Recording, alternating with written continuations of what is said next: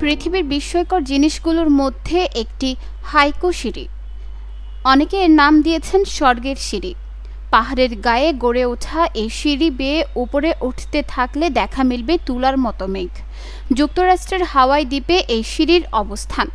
Haiko সিঁড়ি বা স্বর্গের সিঁড়ি নামে পরিচিত এই নিষিদ্ধ পথটি বিশ্বব্যাপী অভিযাত্রীদের আগ্রহের কেন্দ্রবিন্দুতে রয়েছে।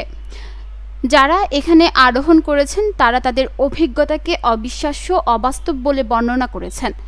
হাওয়াইয়ের এই খাড়া সিঁড়ি হাইকিং ট্রেইলের জন্য পর্যটকরা ব্যবহার করলেও আদতে এটি পর্যটকদের জন্য তৈরি করা হয়নি।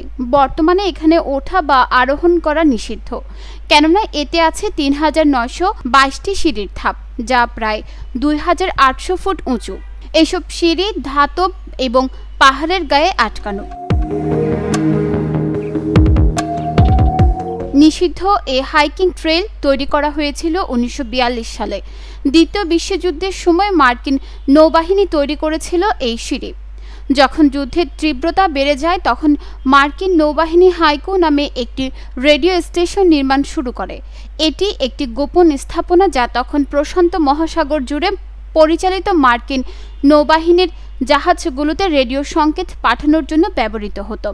নৌবাহিনীর স্টেশনটি বাতিল করার পর এটি জনসাধারণের জন্য সংক্ষিপ্তভাবে উন্মুক্ত করা হয়েছিল, তবে নিরাপত্তার কারণে ১৯৮৭ সালে এটি বন্ধ করা হয়েছিল।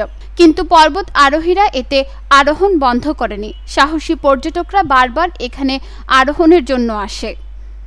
গত ২ দশকের বেশি সময় ধরে বিশ্বজুড়ে রোমাঞ্চ প্রেমীরা অনুপ্রবেশ নিষিদ্ধ উপেক্ষা করে আবাসিক এলাকা ভেদ করে হাইকো সিঁড়ির গোড়ায় পৌঁছাচ্ছেন। তারা পুলিশি পাহারা এড়াতে অন্ধকারের আড়ালে হাইকিং করেন, শুধু মেঘের ওপর সূর্যোদয় দেখার আশায় সেখানে আরোহণ করেন, যেখানে তাদের পায়ের নিচে কুয়াশা বিছানো থাকে এবং নিচে বিস্তৃত সমুদ্র দেখা যায়। এই পাহাড়ে হাইকিং অত্যন্ত খাড়া, পিচ্ছিল, খোলামেলা ও বিপজ্জনক। তবুও এটি যেন নিষিদ্ধ আকর্ষণ। প্রায় এখানে উদ্ধার কাজের প্রয়োজন হয়, ফলে হাজার হাজার ডলার খরচ হয়। বছরের পর বছর ধরে আইনি বিতর্কের পর হনুলুলু সিটি কাউন্সিল ২০২১ সালে সিঁড়িটি অপসারণের পক্ষে ভোট দেয়, যার জন্য $2.5 মিলিয়ন বরাদ্দ করা হয়।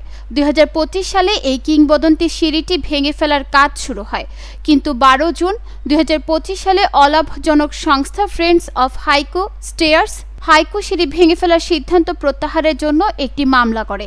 এটি ভেঙে ফেলার সিদ্ধান্তে বিশ্বব্যাপী সমালোচনার ঝড় ওঠে। অনেকে মনে করেন এটি পরিবেশ বান্ধব ও নিরাপদ পর্যটন কেন্দ্র হিসেবে গড়ে তোলা যায়। নিউজ ডেস্ক, চট্টগ্রাম সময়।